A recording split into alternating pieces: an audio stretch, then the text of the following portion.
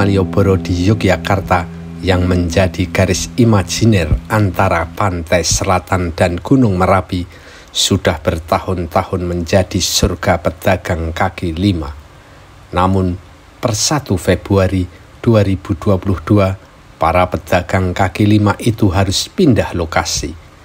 Jalan Malioboro harus bersih dari para pedagang kaki lima. Pemerintah Kota Yogyakarta melakukan penertiban dan penataan Jalan Malioboro. Maka nanti suasana Jalan Malioboro seperti selama ini akan berganti suasana baru, wajah baru Jalan Malioboro.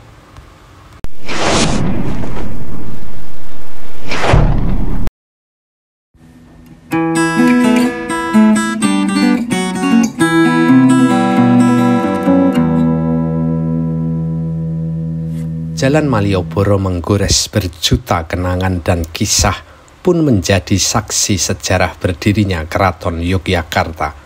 Sebab jalan ini sudah ada sebelum Keraton Yogyakarta berdiri pada 7 Oktober 1756. Jalan tersebut sudah sering dipakai rombongan kerajaan Mataram Islam saat berkeraton di Kartosuro dan ketika pindah ke Solo. Mereka akan melewati jalan ini untuk menuju pesanggrahan Garjitowati, tempat yang kini menjadi lokasi Keraton Yogyakarta. Dulu, sebelum perjanjian Giyanti tahun 1755, ketika rombongan keraton memakamkan raja di Imogiri dari Kartosuro atau Solo, biasanya melewati jalan ini kemudian singgah di pesanggrahan Garjitowati.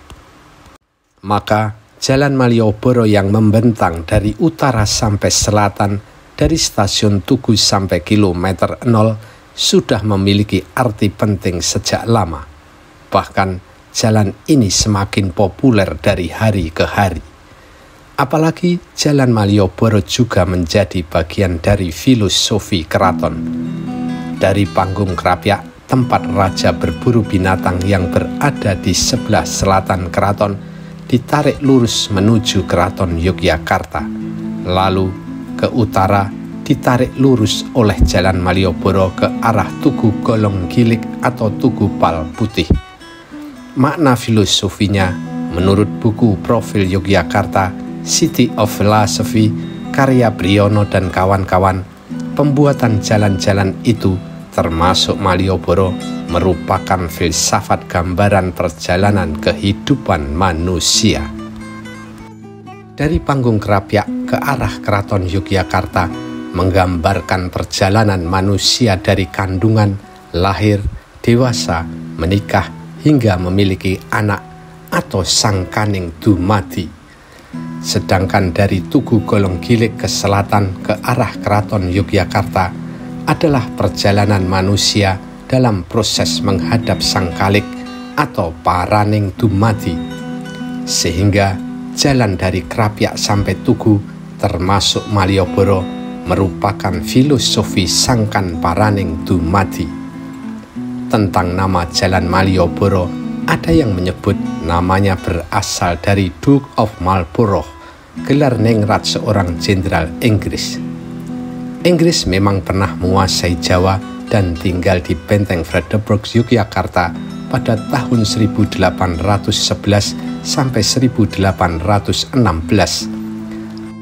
Namun, pendapat itu disanggah oleh Dr. O.W. Tislar dalam bukunya berjudul The Derivation of Sanskrit of the Street Name of Malioboro in Yogyakarta.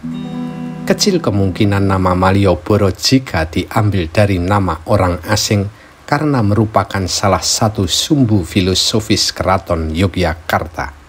Sejarawan asal Inggris Peter Carey juga lebih setuju dengan pendapat Tislar. Diperkirakan Malioboro berasal dari bahasa Sanskerta, yakni Malya, yang berarti untaian bunga. Karena dihiasi bunga, maka disebut Malyabara. Peter Carey menyebut Jalan Malioboro sebagai Raja Marga atau Jalan Raja, jalan yang sering dipakai untuk seremoni kerajaan termasuk ketika menyambut tamu kenegaraan. Sejak pertengahan abad ke-18, Jalan Malioboro yang merupakan jalan kerajaan berubah menjadi jalan pertokoan. Pada tahun 1710, pemerintah Hindia Belanda membangun benteng Vredenburg di ujung selatan Jalan Malioboro. Kemudian pada tahun 1822, Hindia Belanda juga membangun Dutch Club. Pada tahun 1830, Hindia Belanda membangun Dutch Governors Residence, lalu Java Bank dan kantor pos Yogyakarta. Pada tahun 1887, stasiun Tugu pun dibangun, sehingga Jalan Malioboro cepat berkembang sebagai jalan niaga. Perkembangan itu membuat Jalan Malioboro memiliki jalur niaga yang semakin kuat dan ramai. Tak hanya pertokoan bermunculan di sisi barat atau timur, tapi pedagang kaki lima pun bermunculan. Jalan Malioboro juga dianggap jalan paling romantis di Yogyakarta.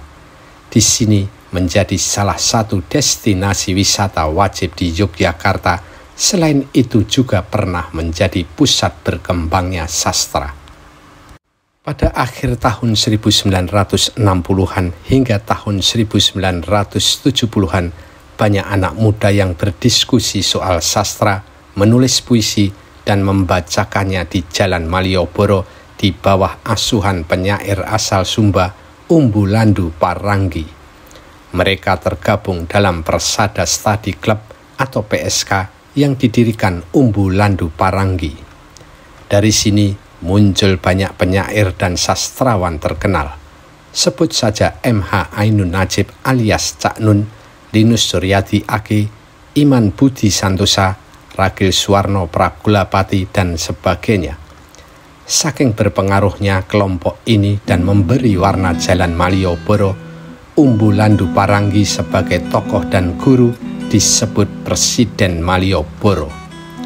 Seiring berjalannya waktu, Jalan Malioboro semakin didominasi pedagang kaki lima. Dari ujung utara sampai selatan, baik sisi timur maupun barat, semakin dipenuhi pedagang kaki lima. Pedagang kerajinan, pakaian, makanan, dan sebagainya mengisi setiap ruang kosong di emperan Jalan Malioboro. Jumlah pedagang kaki lima di sisi barat lebih banyak hingga terkesan berjubel. Namun, per 1 Februari 2022, para pedagang kaki lima ini akan direlokasi. Pemda Kota Yogyakarta telah menyiapkan 2 tempat untuk memusatkan para pedagang kaki lima ini agar lebih tertata dan rapi. Tempat pertama adalah Teras Malioboro 1 yang berada di bekas gedung bioskop Indra. Di sini sudah disediakan lapak-lapak untuk para pedagang kaki lima. Sedangkan tempat kedua adalah Teras Malioboro 2 yang ada di sisi timur. Tempatnya di bekas kantor Dinas Pariwisata Daerah Istimewa Yogyakarta. Keduanya masih di Jalan Malioboro. Maka Jalan Malioboro bakal berganti wajah. Entah bagaimana rupa Jalan Malioboro nanti jika tanpa pedagang kaki lima. Yang pasti, setiap perubahan selalu melahirkan karakter berbeda dan perjalanan sejarah akan menuliskan narasinya.